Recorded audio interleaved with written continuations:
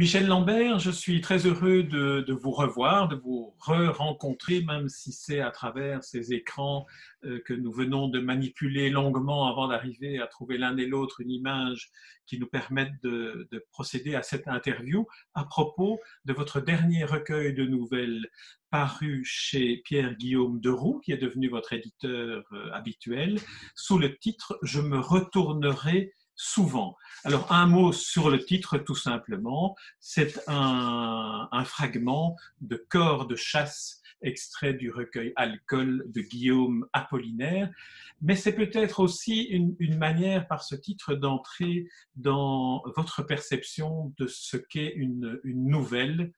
Alors, ma première question portera, parce que vous êtes aussi un des très fins érudits, connaisseurs de ce qu'est ce genre littéraire de la nouvelle que beaucoup déprécient ou déconsidèrent, en tout cas dans le monde francophone. J'aimerais d'abord que vous me définissiez quelle est pour vous une nouvelle. Comment est-ce qu'une nouvelle pourrait se définir? Question difficile, parce que je crois que la nouvelle est indéfinissable. La définition est libre. Chacun pratique la nouvelle selon son propre genre, selon sa propre démarche, et je ne pense pas qu'il y ait une façon radicale, définitive et communément admise de pratiquer la nouvelle. Je pense qu'il y a en gros deux sortes de nouvelles, mais c'est vraiment en gros. La nouvelle héritée du XIXe siècle, qui était la nouvelle à la Maupassant, et qui ressemblait un peu à des romans en miniature. Il y avait un début, une fin, et entre les deux, il y avait des événements qui se passaient, des personnages qui allaient, venaient, se rencontraient, se perdaient de vue, et la fin était toujours suggérée par une chute, et cette chute suggérait elle-même la manière dont il fallait interpréter la nouvelle. Alors, la nouvelle contemporaine n'est plus de la même nature. C'est-à-dire que si vous prenez la nouvelle du XIXe siècle, vous voyagez sur la ligne du temps, sur un segment de la ligne du temps. Tandis que dans la nouvelle contemporaine, la ligne du temps est extrêmement réduite. Elle est réduite à un point. C'est-à-dire que les choses ne se passent pas en quelques jours, ni en quelques mois, ni en quelques années éventuellement, mais ça se passe en 1 heure ou 2 maximum. C'est une rencontre fugitive, c'est une rencontre qui a lieu en un point bien précis de la ligne du temps. Et plutôt que de voyager sur la ligne du temps, on s'appuie sur ce point et on creuse ce point pour essayer d'en savoir un peu plus sur le personnage principal. Finalement, peu de choses se passent, peu d'événements ont lieu. Ce qui se passe, c'est le personnage lui-même. Mais Alors, voilà, cette façon de décliner la nouvelle, elle peut l'être à l'infini par des tas d'auteurs qui, chacun, auront leur ton propre, auront un point d'attaque, une façon comme une autre d'entrer dans la nouvelle et d'en sortir. Généralement, on entre dans la nouvelle comme par effraction, parce qu'on ne sait rien du passé des personnages et on entre dans sa vie voilà, à un moment donné. Et puis on en sort sur la pointe des pieds sans jamais savoir quel sera le devenir du personnage. Finalement, la nouvelle contemporaine cristallise à la fois ce qui se passe à un moment donné et tout ce qui s'est passé auparavant et tout ce qui est à devenir. C'est un point de cristallisation, tout simplement. Alors, dans le cas des nouvelles qui constituent le recueil Je me retournerai souvent, pardon, on a effectivement ce point d'accroche dans la ligne du temps que dans certaines des nouvelles, vous décrivez à partir d'un jeu. Vous êtes le narrateur et celui qui vit ce point de cristallisation, et dans d'autres, c'est un narrateur omniprésent. J'ai observé, enfin, il me semble que dans le cas du narrateur en forme de jeu qui parle de lui, on va beaucoup plus loin dans les interrogations sur ce qui l'a conduit justement à ce point de cristallisation, et ça permet d'avoir une sorte de vision en très peu de pages de tout ce qu'est la complexité du destin d'un homme ou d'une femme qui se retrouve à un moment donné pris dans vos filets. Je crois que ça tient au fait que le personnage lui-même est obligé de s'interroger sur ce qui se passe. Il rencontre quelqu'un, ce quelqu'un euh, représente une partie de sa vie, plus ou moins proche ou plus ou moins lointaine, et ils se rencontrent tous deux, et par la force des choses, ils sont obligés de se poser des questions. Que suis-je devenu? Qu'est-elle devenue? Que l'autre est-il devenu? Et comment en est-on arrivé là? Et je pense que là, on a, par ricochet, par succession, par tâtonnement successif, toute une série de questions qui se posent et auxquelles le personnage essaye de répondre mentalement sans toujours y parvenir. Tandis qu'avec un personnage à la troisième personne, vous prenez une certaine distance par rapport à ce personnage et seule la distance permet d'interroger le personnage, mais vu de loin. C'est-à-dire qu'on interroge le personnage non pas à travers l'intérieur du personnage, mais par ses mouvements, par ses comportements, par les dialogues qu'il ébauche. Et c'est une autre façon de voir les choses. On peut, je crois, aller aussi loin à partir de la troisième personne qu'à partir de la première. Mais c'est plus flagrant pardon, avec la première personne. Alors, si vous voulez, je vous propose qu'on isole une ou deux des nouvelles pour aller un peu plus loin dans cette investigation que nous menons. Alors, je vous propose peut-être que l'on commence par la nouvelle intitulée Le Carillon, dans laquelle un narrateur, à la première personne, Mathieu, commence une sorte d'errance en taxi et c'est vraiment au fur et à mesure, un peu comme dans un tableau impressionniste, on est très près d'abord du tableau et il faut reculer, reculer, donc avancer dans la lecture pour découvrir l'ensemble du personnage. Alors comment vous est venu ce personnage et comment vous est venue cette manière de raconter une sorte de road movie intérieur autant? Je n'en sais rien. Quand je commence une nouvelle, je pars toujours à l'aventure. Parfois avec une première phrase qui me plaît, qui me trotte en tête et qui me plaît. Et là, à moi de me débrouiller, à l'écriture de se débrouiller et au personnage que je mets en scène de se débrouiller. Et je pense au lecteur aussi de se débrouiller avec tout ça. Mais dans la nouvelle précise que vous évoquez, c'est parti, je crois, d'un sentiment d'avoir un jour peut-être humilié quelqu'un par la parole. Et donc, le personnage principal qui en prend conscience se dit que parler, c'est peut-être faire souffrir autrui. Donc, il prend le parti pris du silence. Mais évidemment, ça tiendra ce que ça tiendra, une journée, après on verra bien. Alors on se retrouve dans cette nouvelle-là, dans une itinérance dans Bruxelles. Il y a d'autres nouvelles qui se situent dans Bruxelles aussi.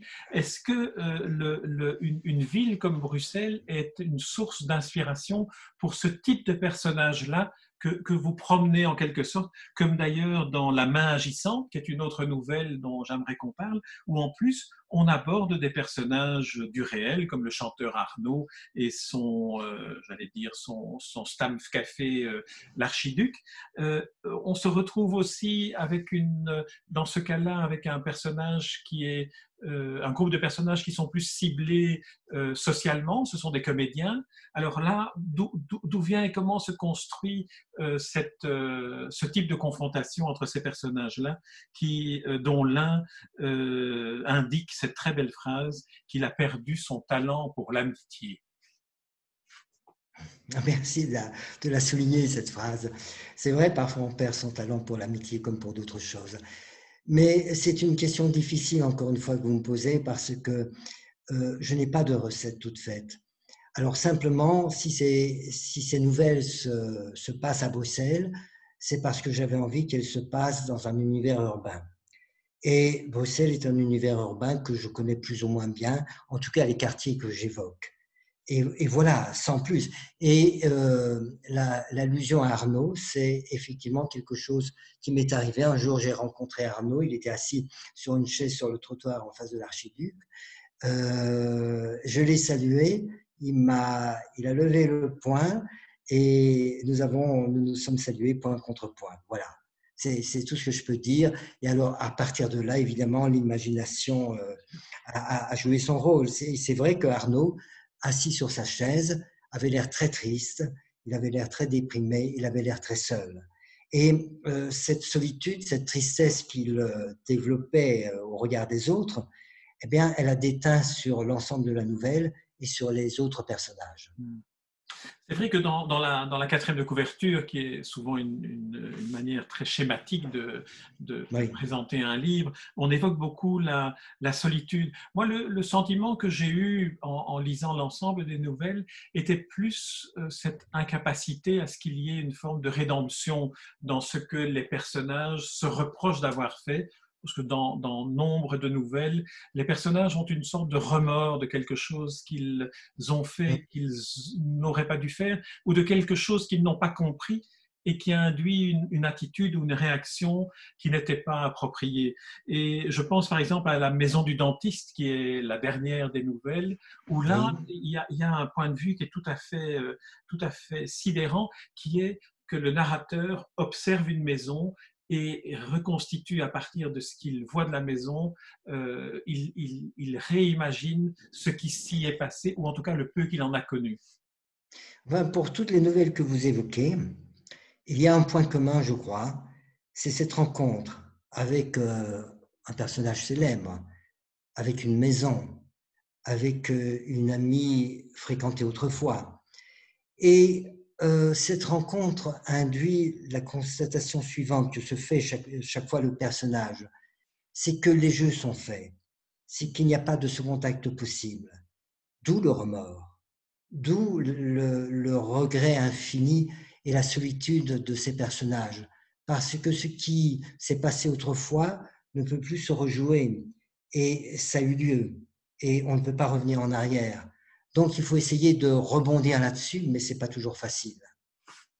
Ils y arrivent ou très peu, Alors, parfois. une des nouvelles intitulée La nuit de Prague met en scène Samy, un personnage Mmh. phobique, un personnage qui est empli d'une angoisse, comme toutes les phobies, qui n'a pas d'objet concret sur Exactement, lequel oui. peut-être que c'est le titre qui m'induit ça, ou le lieu, évidemment, où la situation se passe, mais il y a du Kafka dans cela. Est-ce qu'on peut imaginer que Non, choisir non, une ville finit par influer le style aussi?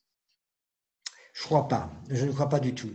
Je ne crois pas du tout. J'étais allé à Prague quelques jours. J'y suis allé 2 fois, une fois pour la nuit de la littérature, une autre fois pour la sortie d'un de mes livres en traduction tchèque. C'est tout. Je connais peu de Prague. Je m'y suis promené, évidemment, avec l'attaché de la Fédération Wallonie-Bruxelles qui avait encore un siège là-bas. Et cette histoire aurait pu se passer dans n'importe quelle ville. Encore une fois, cette ville a joué un certain rôle parce que j'y ai choisi certains repères, mais ça s'arrête là. Ce qui s'est passé, c'est que mon personnage a connu une grande frayeur pendant une nuit lorsqu'il est allé se promener, parce qu'il faisait très chaud, caniculaire, et que même dans sa chambre, c'était pas très agréable. Donc il est sorti, il est allé se promener, il a connu une grande frayeur. Mais on ne saura jamais quelle est cette frayeur. Simplement, cette frayeur est métaphorique de toutes les obsessions de peur qu'il peut avoir. Et c'est ainsi que s'est construite cette nouvelle. Cela dit, quand je l'ai écrite, j'ai écrit à un moment donné, et c'est ainsi que Samy connut la frayeur de sa vie. Mm. Et quand j'ai écrit ça, je me suis dit, mais mince alors, quelle peut être cette frayeur? Je n'en savais rien. Et donc, toute la nouvelle s'est construite sur le peu de connaissances que j'avais du personnage et de son passé. Mais je crois que ce n'est pas plus mal, parce que, à mon avis, il n'y a de littérature que de littérature du secret. Et il n'est pas donné à l'auteur de savoir quel est le secret qui est déposé dans ce qu'il écrit. C'est au personnage, c'est au lecteur d'essayer de deviner ce secret. Et je crois aussi qu'il ne faut pas essayer de comprendre. Il est beaucoup plus important de sentir les choses que de les comprendre. Alors, je suis Entièrement d'accord avec vous, d'autant plus que c'est finalement la pratique de la lecture qui nous donne cette possibilité de Oui, exactement. réécrire le livre chaque fois qu'on lit, quel que soit Oui, le livre. je crois qu'un livre s'écrit à trois. Il y a l'auteur, il y a le personnage et il y a le lecteur. Et si un des trois est absent, la nouvelle est boiteuse. J'ai parfois utilisé une définition qui vaut ce qu'elle vaut de la nouvelle par rapport au roman, euh, comme quoi, selon laquelle le roman, c'est un peu entrer dans un voyage comme une croisière où tout est préétabli, où on entre dans le Oui. bateau, on fait des escales et puis on est enfermé à l'intérieur d'une trajectoire qui est déterminée. Tandis que la nouvelle emmène le lecteur au bord d'un rivage ou au bord d'un paysage et l'abandonne là à lui de continuer le rêve dans lequel le style, l'écriture, les personnages, les situations l'ont placé par l'écrivain. Est-ce que c'est une définition qui peut vous sembler correspondre à ce que vous Elle me faites? semble tout à fait intéressante, mais en ce qui me concerne, quand je commence un roman, pas plus que quand je commence une nouvelle, je ne sais où je vais. Ce sont les personnages qui me mènent et surtout peut-être l'écriture. L'écriture qui induit tel ou tel comportement du personnage. Et puis alors, il y a une logique qui se met en place. À un moment donné, le personnage que vous avez créé, mais dont vous ne savez strictement rien, devient poreux, devient perméable. Et l'auteur, et vraisemblablement le lecteur aussi, comme un comédien qui a longtemps tourné autour d'un personnage, finalement peut entrer à l'intérieur de ce personnage. Alors, il vient greffer ses émotions sur les émotions du personnage, et le lecteur, à son tour, il faut lui laisser suffisamment de place pour qu'il entre dans la bulle et puisse à son tour greffer ses propres émotions sur celles à la fois du personnage et de l'auteur. Et c'est ainsi que je dis que, à mon avis, un texte est écrit par trois personnes différentes. Alors, trois personnes qui ont aussi des styles, comme vous disiez, parce que le style, autant le personnage, le lieu, le fil narratif est important, autant l'écriture est ce qui relie et ce qui fait vraiment la spécificité d'un livre. Dans le cas de ce recueil de nouvelles, et c'est peut-être un constat qui ne s'applique pas à toutes les nouvelles, mais en tout cas à la plupart, en tout cas en ce qui me concerne, j'ai eu le sentiment de me trouver devant une écriture que l'on pourrait comparer à la ligne claire en bande dessinée, c'est-à-dire très épurée, mais en même temps avec une manière de mettre en place les dialogues. J'ai l'impression qu'il y a eu un merveilleux travail, en tout cas un merveilleux résultat, pour ce qui est des dialogues qui sonnent vraiment tous juste, un peu comme dans ces films américains où rien n'est dit de trop et tout ce qui est dit apporte quelque chose qui nous donne à voir, à entendre, à ressentir le personnage. Je suis très heureux que vous le souligniez, parce qu'effectivement, je crois que les dialogues ont beaucoup d'importance, mais ils doivent être très courts, ils doivent être allusifs, ils doivent ne pas expliquer les choses. La pire démarche que puisse avoir un auteur, c'est d'expliquer les choses. Il ne faut pas les expliquer, il faut que le lecteur les comprenne de même. Et les dialogues, en fait, un dialogue, c'est une action. C'est une action verbale, mais c'est une action. Et cette action doit faire se développer le récit. Mais il faut que cette action soit très limitée. Alors, il y a deux personnages historiques que j'aimerais qu'on évoque encore parce qu'on arrive, comme vous le savez, toujours trop rapidement à la fin Oui. de cet entretien. Les deux figures que j'aimerais qu'on évoque, l'une qui apparaît très fugacement, mais malgré tout avec une certaine présence dans Petite Sœur, c'est Paul Delvaux, le peintre qui décore, qui est le décor d'un des éléments. Donc, je suis toujours très touché quand on évoque Paul Delvaux. Et par ailleurs, Hemingway qui apparaît dans une des nouvelles sur le Malécon, où là, on est dans un tout à fait autre univers, mais avec cette référence explicite à l'écriture. Le personnage central est un journaliste qui doit faire 40 000 signes, comme il dit, sur un événement jubilaire concernant Hemingway, et qui ne Et il n'y parvient arrive pas à pas. écrire. Voilà. Alors, évoquez pour nous, s'il vous plaît, et Paul Delvaux dans la nouvelle, la première des nouvelles que j'ai évoquées, Petite Sœur, et Hemingway.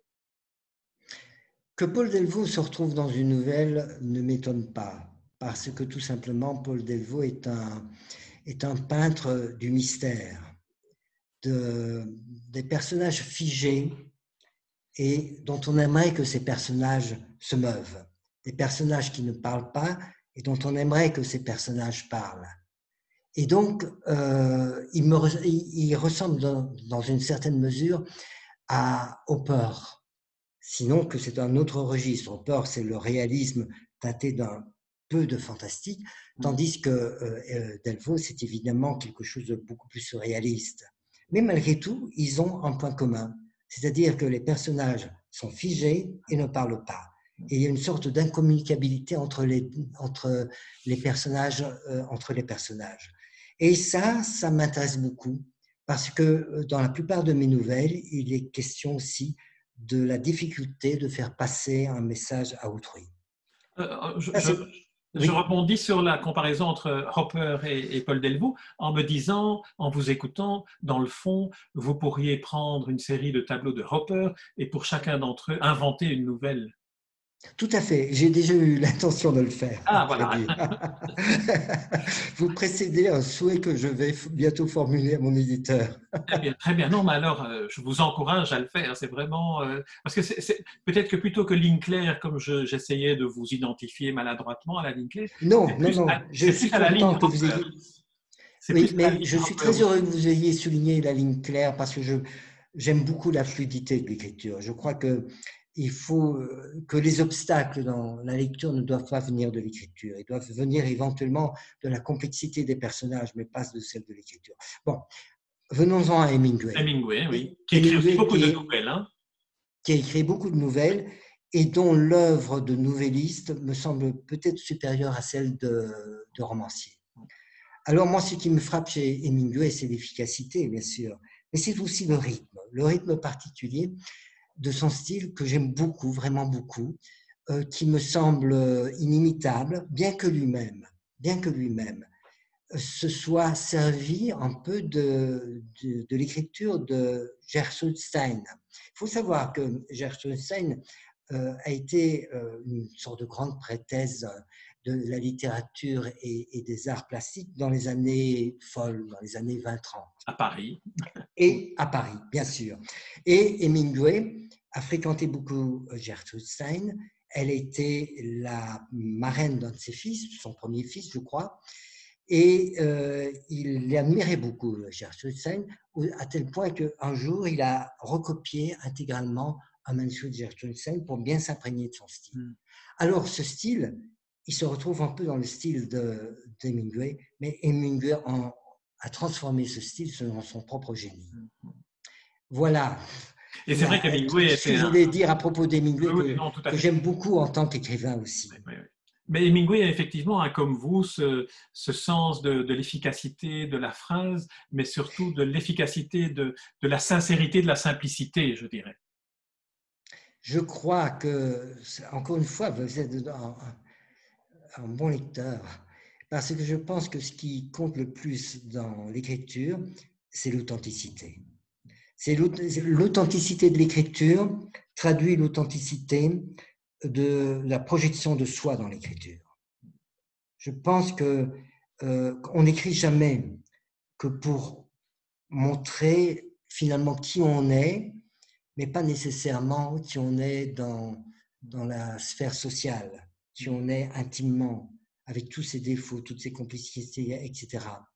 Ou bien qui on voudrait être, ou bien qu'on ne voudrait pas être, mais tout tourne toujours autour de son secret personnel qu'on ne connaît pas et qu'on essaie de développer dans l'écriture, alors qui affleure peut-être parfois, et certains lecteurs s'en rendent compte, ou bien que c'est toujours à recommencer, parce que le secret intime d'un être, même l'être lui-même n'en sait rien. Pour revenir aux trois auteurs d'un livre, le personnage, l'auteur et le lecteur, dans le cas de livres qui sont écrits vraiment avec la plume plongée au plus près du cœur et qui ont cette authenticité, cette sincérité, c'est peut-être dans ces livres-là que le lecteur pourra au mieux ressentir aussi ce sentiment que l'on a de ne plus être seul parce que l'on rencontre dans la phrase une personne, un sentiment qui a été exprimé comme nous, on ne pourrait pas le faire en tant que lecteur et on se projette finalement dans l'expression de l'autre, mais il faut que la démarche soit authentique et sincère de la part de l'auteur. Oui, c'est ce que je me dis chaque fois que je lis un livre. Très bien. Et quand je vous lis aussi. Eh bien, écoutez, Michel Lambert, Merci beaucoup. nous devons clôturer cet entretien. Je vous en remercie. Je rappelle en montrant la couverture le titre de votre dernier recueil de nouvelles. Je me retournerai souvent, paru chez Pierre-Guillaume de Roux. Pierre-Guillaume de Roux, à qui j'adresse le message, vite encourager Michel Lambert à écrire le nouveau recueil inspiré des toiles de Hopper. Merci Michel Lambert. Merci, merci Jean.